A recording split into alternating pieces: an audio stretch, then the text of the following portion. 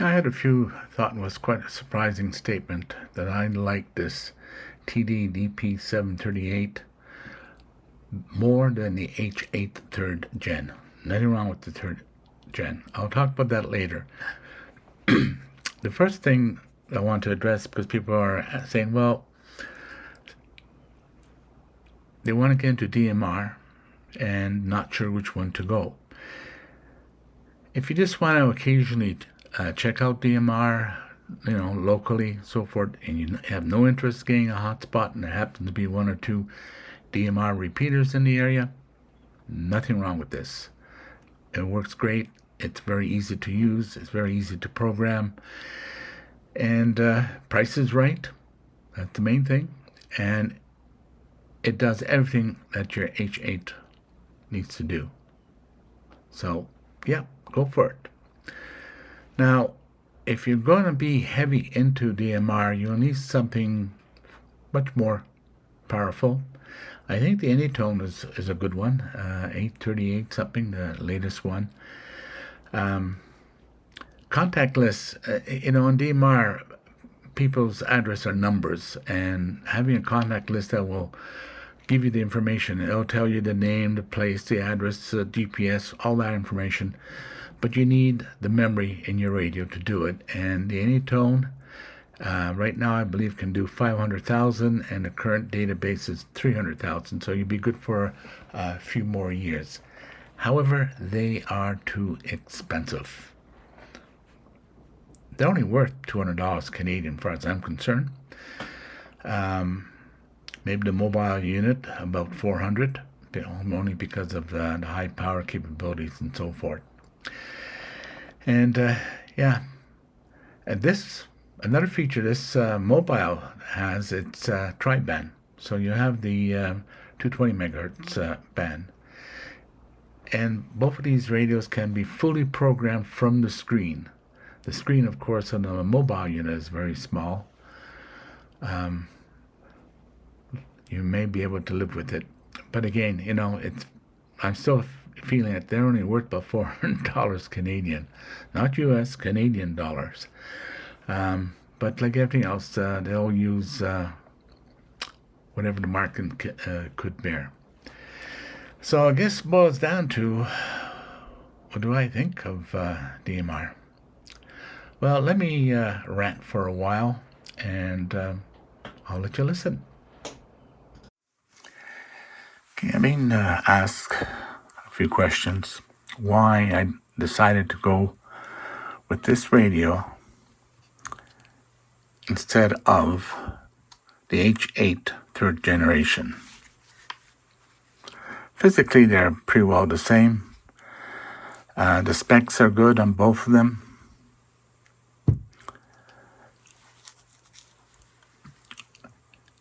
I found this one to be easier to program, more options to regroup things. In other words, you just don't have one memory scan or something of that sort. I can create hundreds of different groups to scan your favorite, so forth. And because it worked just as good as the H8 third gen, display is just as good. Actually, in some ways, I have more information on this unit. I should zoom in a little bit here. So,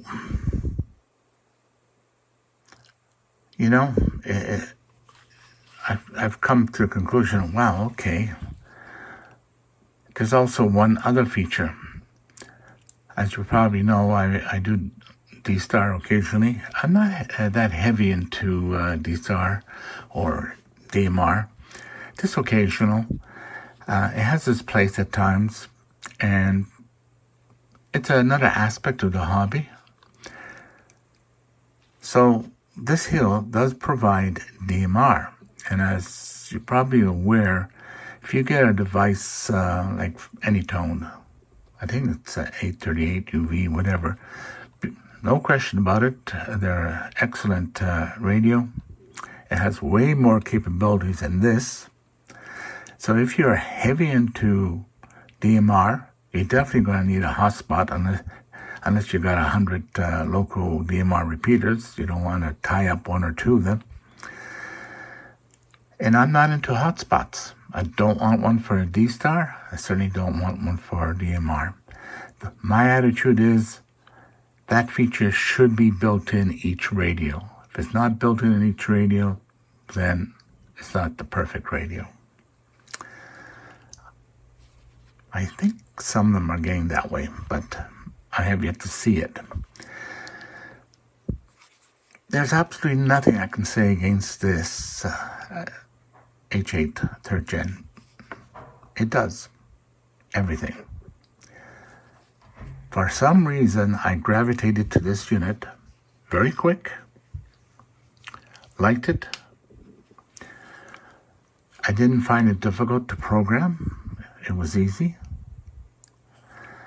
I mean, the only disadvantage would be TID radio itself, because they did not provide a complete CPS program.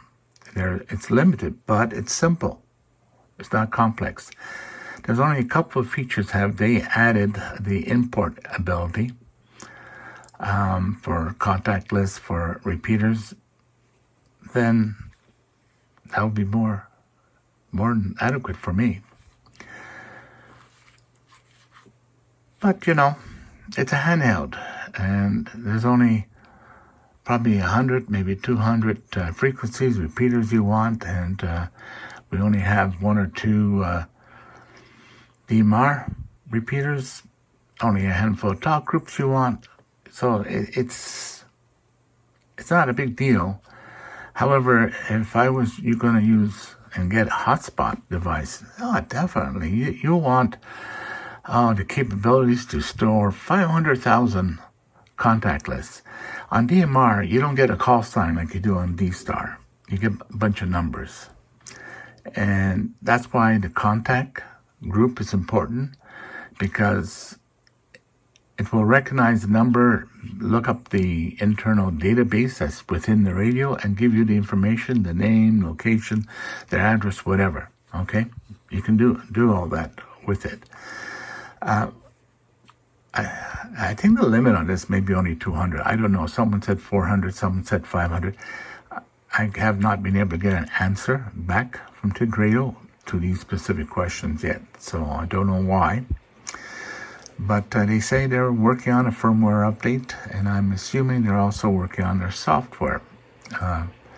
I suspect it's probably a third party, and they'll have to add some features to it. I don't know.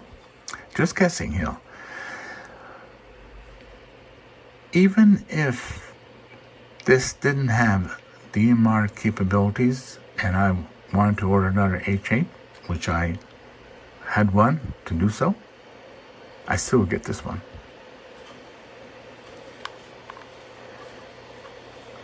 I just like the user experience on this way better. There's things that you do on a handheld you don't really do on a mobile or on a base station. This works great, and it's much easier to go and edit the records than I find on the other ones, the H3 or the H8. They do have the specs listed online. I can't see anything wrong with the specs. It appears to be correct. So performance-wise, I have not been able to notice that it's worse than the H3 Plus or the H3 or the H8, regardless of the generation, second or third generation. So, just in case you are interested in DMR, this is a good one to introduce you to it. Very simple, but be aware. If you're going to go hotspot way, you definitely want to get perhaps a different radio. Now, what do you have to watch out for? Well, for hotspot, you're going to want to use low power. Like on my ICOM ID52 Plus, when I switch over to D-Star, or I should say terminal mode, it immediately goes to 1/10 of a watt, because it's using either a software like on my iPad or a hotspot device, which is right next to your radio usually. Okay, so that's a feature you want to check. You certainly don't want to get one that has a low power, maybe of 5 watts or 2 watts. Half a watt would be the best, at least. If it's a 1 watt, 2 watts, well, that means you're going to be using up your battery. Another thing that you may want to watch out for, not all of them are dual receive. Some are they're dual receive, but only one at a time. In other words, it's dual band, but only receive on one or the other.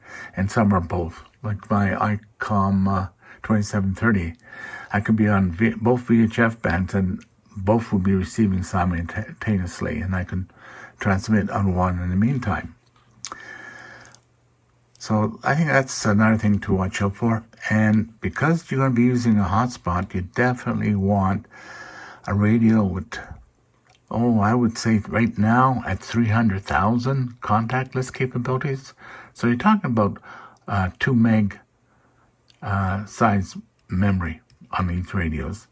I know talking to other people, they say go for the Anytone, I think it's a 878UV something.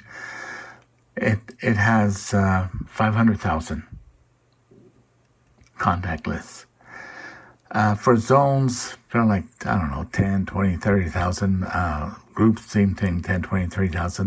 They're more than enough. I think the contactless is probably the most important part of it. So that's what I would look for. And also, when it comes to the CPS program, if you do decide, for example, on Anytone, do what I did. I downloaded their CPS program. I took a look at it. I even did some programming. I even imported some stuff. So I knew what it could or couldn't do, or what was required for me to program my database so I could export it directly. So I would do that with any of the radios. Check out their software first and get to know it. Okay, so that's some of the things. Let's see, for something else. Size-wise, I think, and weight size, yeah, they vary. Some are a little bit heavier, some a little bit lighter, smaller. I like the H8 and this radio, the DMR one, because the keypad, it's a bit better. The H3 works, but it's a small keypad. And if you're going to do a lot of programming on it, I wouldn't. I definitely would use the software. But with this, it's no problem to edit. Even sending SMS text, I found it much easier because of the size of the keypad. Audio-wise, they're basically the same. There might be slight differences depending where the speaker is located, where the mic's located, as I mentioned. On the H3, I got used to talking to the bottom. The H8 came out, I had to get used to talking to the middle. And then when this one came out, I had to get used to talking here. So it's a learning curve. But once you get into the proper habit, I have really no complaints. I think the only radio that really shines the most when it comes to audio and mic, I find, is the ID52 Plus. It's great. If you're into D-Star, that's a great handheld to go. It's just that if you don't have local repeaters, or not enough of them, you got to go hotspot. With their software, if you look at my other videos, it's way better than the 705 to use terminal mode on the ID52 Plus. Way better. As long as you can run the software on your device, whether it be Androids or Windows. Unfortunately, on the newer phones, I think that can be an issue. with drivers and Bluetooth versions. Hopefully ICOM will resolve that somehow so that it can be done. That's why I hang on to an older iPad for that purpose. Yeah, another area that seems to be a desire by people is, for some reason, they want to be able to listen to frequencies beyond the amateur radio band. And most of them do have the capabilities, and some that may not have it can be unlocked through a software program. I myself only listen to frequencies basically that's within my license, the ham radio, advanced amateur radio. And that's all I use. I'm not into aircraft listening, even though it's capable or anything like that. So you have to decide if that's important. And it's a protection when all the other bands are locked out, at least the transmit part. That's another thing I like about this software program. I can stop transmission on any of those bands, so I can't do it accidentally. I think that's a beautiful feature on this AT-D Radio DMR unit. Definitely. It looks like my cat wants something. Yeah, another area that's important for me, which is why I like the 705 and the 52 Plus by ICOM, is the amount of information on the display. And this AT-D Radio DMR has all the information that I want to see when I switch frequencies, right? So DH8, DH3, basically the same. They have most of the information. However, there are some DMR radios out there that are more expensive than this. Very limited display. With DMR, it's probably even more important because instead of having a number appear of the station, you'll get his name, you can get whatever information you want to display it.